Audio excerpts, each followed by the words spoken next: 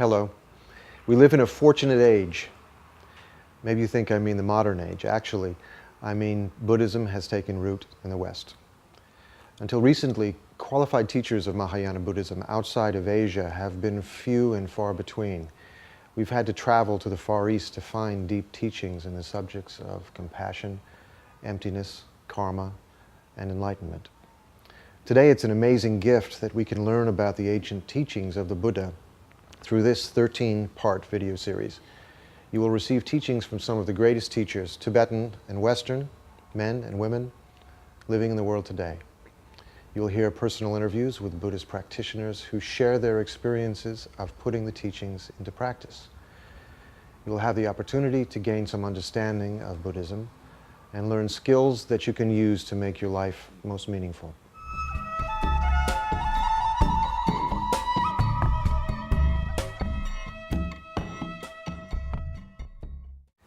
Despite our achievements with science and technology, we still don't know much about the mind and its potential.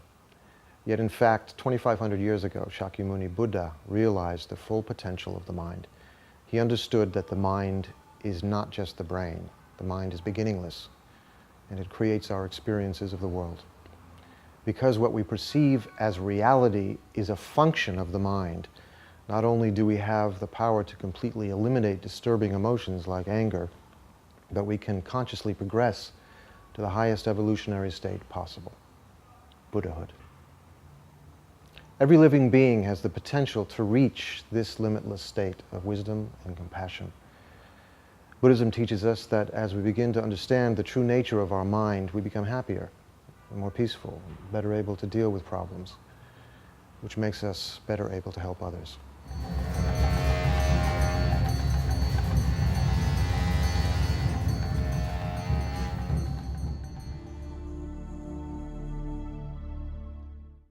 In this 13-part series of Discovering Buddhism videos, you are about to embark on the study of Mahayana Buddhism. Now, in the practice of Mahayana Buddhism, the concept of motivation is extremely important. For example, if someone were to give you a gift with an ulterior motive, say to receive something in return, then that wouldn't feel like such a positive action. But if someone gives you a gift just for the sheer pleasure of seeing the happiness on your face when you receive it, that feels like a very positive thing to do. In the same way, in our spiritual practice, motivation, the reason that we do an action, is just as important as the action that we do.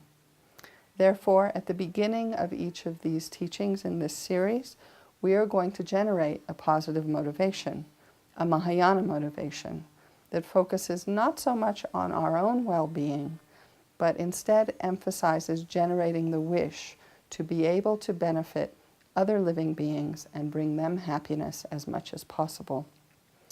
In Mind and Its Potential, the first in this series, we are going to explore the limitless potential of our own minds to bring happiness both to ourselves as well as to other living beings.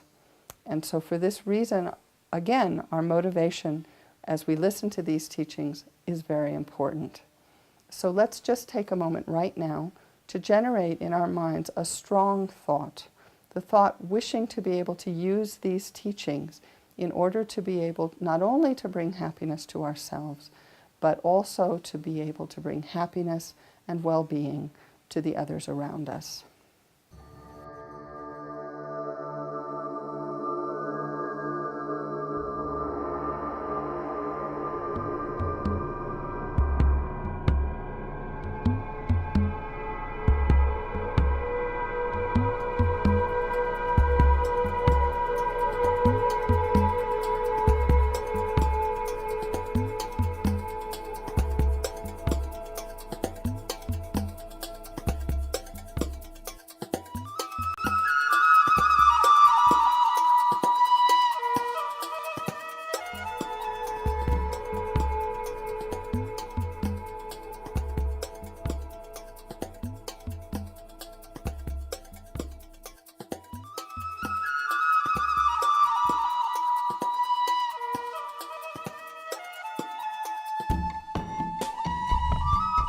So, okay, mind. Generally speaking, in Buddhism, you can say it's synonymous with the word consciousness, number one. Number two, this mind of ours, in Buddhist terms, there's not one atom of physicality about it. It's not physical. It's interesting. In the Christian view, we talk about this part of you called the soul that isn't physical, isn't it? Then we have the materialist view, which is there is simply the brain, simply the DNA, the genes, and that's it. So these two views. Well, Buddhism is neither of these. Buddhism has the view that all of the mind, all of the mind, and what that word refers to is the entire spectrum of our inner experiences: intellect, thoughts, concepts, feelings, emotions, unconscious, subconscious, spirit, whatever you want to call, instinct, intuition, you name it. All of this is encompassed by the term mind in Buddhism, or consciousness, okay? The other point about this mind of ours, or about any part of our mind, which is where it again radically differs from all other religious views, is there's not one atom of our being that's created by a superior being, God, Buddha, whatever you like. Nothing, not possible. Buddha says it's just not on. It's just his view, from his own experience has discovered this to be the truth. And the other interesting point, which is where it differs radically again from all the Western psychological views, is there's not one atom of our mind, our personality, our thoughts, our feelings, our emotions, that's created by mum and dad. I mean, big surprise. We have to stop blaming them, okay? There's no part of our mind that comes from our mother and father. Clearly the body does. Thank you, mother and father. They provide us with an egg and sperm, which is the basis of this body. How fortunate we are. So, in Buddhist terms, your mind isn't physical. Doesn't come from mum and dad, doesn't come from God or Buddha or any other superior being. Clearly it can't come from nothing. We all know that anything you point to in this universe has a continuity. This thing here comes from metal and plastic and goes back and back. This cup, the same. The flowers, everything has a continuity. Suddenly there's one moment nothing and then one moment a flower. We all know that's absurd. So clearly with the mind it's not possible. Same thing. So mind or consciousnness, not physical. Comes from a previous moments of itself. It's like a river of mental moments. Mental continuum, they call it, This whole idea of mind being beginningless. Because if you follow this concept through now, intellectually, conceptually, you can't find any conclusion other than the fact that the mind has to be beginningless. Because this process of cause and effect, chicken and egg. How can you have a first chicken? Okay, Christians and Muslims and all the most religions point to God as the source. Where do I come from? From God. Buddha says no. You come from previous moments of your own consciousness. So if you trace it back and you think, well, maybe it began 32 years ago. Maybe it began 52 lives ago. Any given moment you say maybe it began then. You have to say there was a moment of mind existing. So if it existed then, it has to have come from a previous moment, doesn't it? Conclusion, your consciousness is beginningless. This is the Buddhist idea. Okay, the other point that's so crucial is this idea of Buddha nature. What does this mean, Because the big question, we all have these questions. We say, who am I, What is my purpose? Why am I here? Okay, Buddha says the answer to those questions is to be a Buddha. What's Buddha? Buddha is Sanskrit. It means fully awake. And actually, all it's referring to is the fully developed consciousness, mind, beyond which it can't be developed further. What Buddha means is a mind, a being, a consciousness that's fully developed in all, simply speaking, in all what we call the positive qualities, and absolutely free of the negative ones. So simple. There's a simple way of saying. And what Buddha is saying is that is who we really are. We all possess, the term they use is we all possess Buddha nature. Well, the simple way of saying this is this, that it's like, let's use the analogy of an acorn. Mummy, what's that, Oh, well, darling, that's an acorn. What's an acorn, Mummy? Well, then she points to the oak tree. Well, that will become that. Oh, how interesting, So then when you mightn't say, what's the nature of an acorn? You might just say, what is it? When you see an acorn, what you're really seeing is a potential oak tree, isn't it? You're not some, it's a cute little brown thing. Sure, you could use it for this and that, and you could use it for jewelry, you could use it as a weapon if you like, but kind of how dumb. What it really is, isn't it? You see, what its true nature is, we don't use those words, but you listen to it. What it really is a potential oak tree. So how foolish not to develop into an oak tree. How ridiculous, isn't it? Well, that's what Buddha's saying. Mind, consciousness, which is indestructible, which is not created, its true nature, what it really is a potential Buddha, a fully developed mind. It's not as if we have a choice about it. You have an option. It's not as if some people like Mother Teresa are born to be Buddhas, you know, kind of like potluck. Not like that. No, by definition, an acorn is something that if you give it all the appropriate conditions, will become an oak tree. It's not as if you can turn it into an apple tree if you want to. How stupid. So this is the attitude we have to slowly develop about ourselves. What's kind of interesting now is because we don't really know who we really are, Buddha says. We identify with this little kind of brown, undeveloped thing. Well, I'm this, I'm that, I'm lazy, I'm fat, I'm human, I'm female, I'm no good, I'm special, I'm delicious, I'm ugly, I'm beautiful, you name it. We're kind of defining ourselves by this little brown thing. How boring, how stupid, how short tunnel vision, you know. A Buddha, which is your true nature, which is what your oak tree is, when you're fully developed, you'll have the fully developed two wings.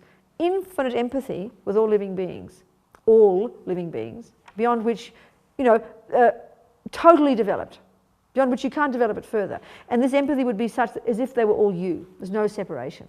Huge empathy, huge wish, spontaneous wish to benefit each one perfectly. Second, you'd have fully developed wisdom wing, which literally in Buddhist terms is called omniscience. And my mum thought this was very arrogant. Only God is omniscient. But Buddha says every living being, if you possess mind, your mind has the potential to know everything. So this is just something totally natural, Buddha says, that our mind has the capacity to literally know everything. And when we have fully removed all the pollution from the mind, all the delusions, then our mind will be in sync with reality, quite literally. Buddha says we're way out of sync with reality right now because of all the pollution in the mind. So we'll be fully developed, we'll be omniscient. Omniscient, infinite compassion, and there's a third quality, not a wing, that's called literally, if you like, omnipotence. The effortless power to do whatever needs to be done to benefit each one of these countless living beings in the entire universe, to benefit them perfectly based on the wisdom that sees their minds perfectly and knows precisely what to do and how to benefit them. And that would include, in fact, the capacity to manifest your own mind, your Buddha mind, in millions of forms throughout millions of universes for millions of eons as long as suffering sentient beings exist. That's a Buddha, okay? That's enlightenment. Enlightenment isn't just some kind of nice feeling, okay? It's a little bit more than that. This is enlightenment. And Buddha says that's your true nature. That's who you can become. That simply is naturally who you really are. You're not it yet, but this whole idea of once you really appreciate what an acorn really is, you will treat it with such respect. And this is the attitude we have to develop about ourselves. It's hugely inspiring, actually, which is why it's so important to hear this very first.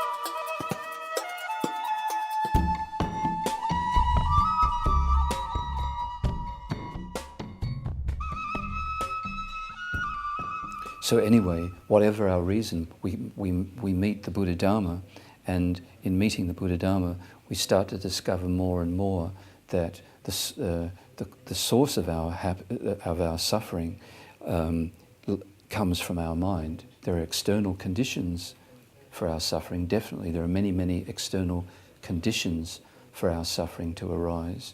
But the root cause of our suffering, the Buddha taught, lies within our own mind. And in fact, even meeting the external conditions is something to do with our mind. So the more we understand that our own mind is the source of our suffering, and also, fortunately, our own mind is the source of our happiness, then we begin to understand that the only way to be free of suffering is to change our mind, and to change it radically. If we change it a little bit, we will overcome a little bit of suffering.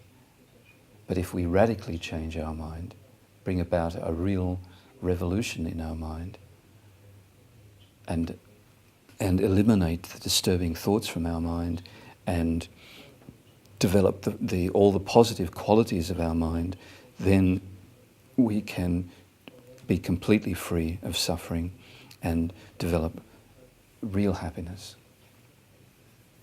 Because again, the happiness that we're seeking is not something temporary, superficial. We may never have thought about what happiness we're seeking, but if we check up,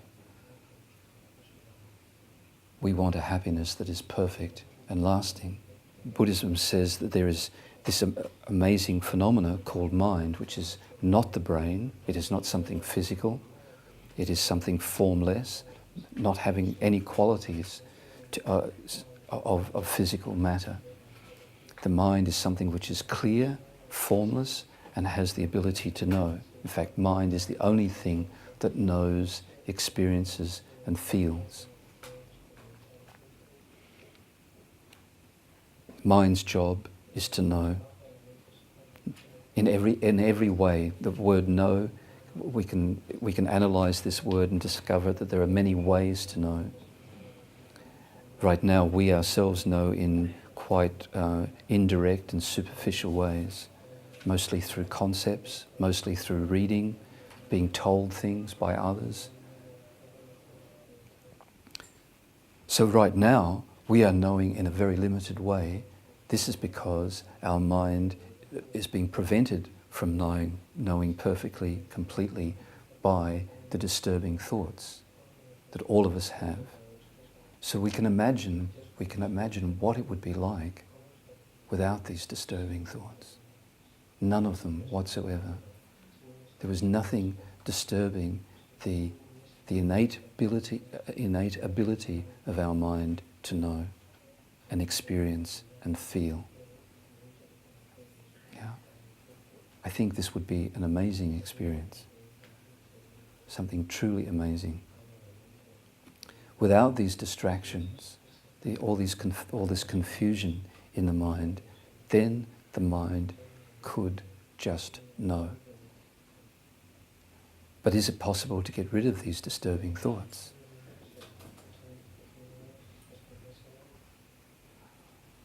So this is also a very big question. This is what the whole Buddha Dharma is about. But also, maybe we can get some feeling that it is possible, because also, when we meditate, or try to meditate, if by placing our mind on an object, such as the breath, although we're not able to keep our mind on the breath for a long time, perfectly, totally experience 100% the breath, become union oneness with the breath, still, by putting some effort in doing that, what happens? We all experience, if we try and do it for some time, that our disturbing thoughts, the agitation in our mind, does reduce. Yes? Hopefully we've all had that experience at least one time, and at least for a short time, that the disturbing thoughts, they don't go away completely, but at least they decline. This is actually an indication that these disturbing thoughts have no power from their own side to control the mind. And that, maybe I can do my great demonstration. Sorry.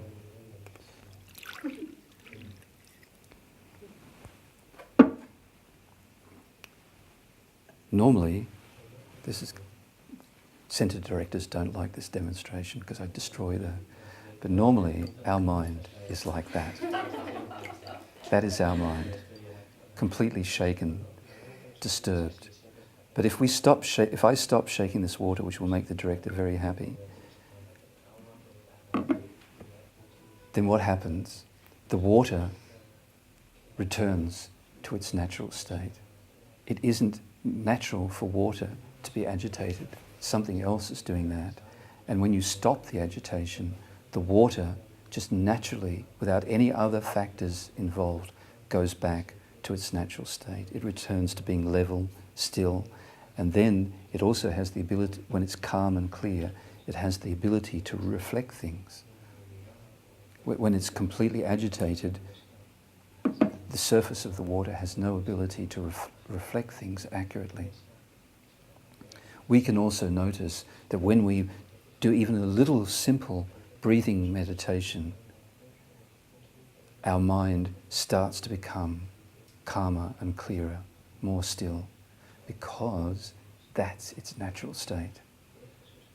We've never experienced this natural state, but that is its natural state, and it always has the tendency to return to it. Think about it.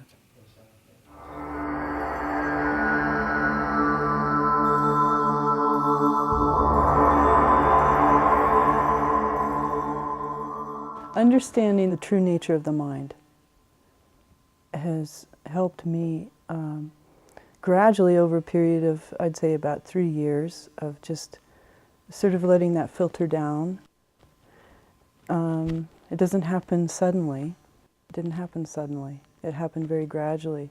Let's say I wake up, recently and think, wow, I'm a different person. I have more self-confidence.